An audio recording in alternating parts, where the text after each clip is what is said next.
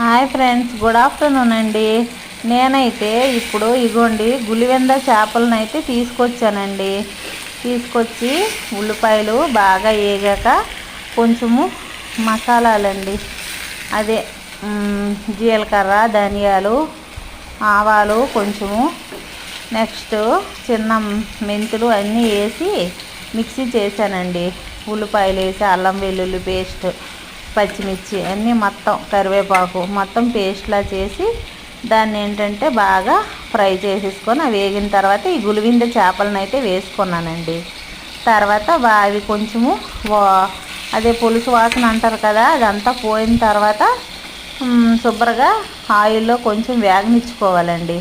వేగనిచ్చాక కొంచెం చింతపండు పులుపు వేస్తే టమాటా, అగోండి చింతపండు పులుపు ఇదిగోండి కొంచెం వేసుకుంటే చాలా మంచిదండి.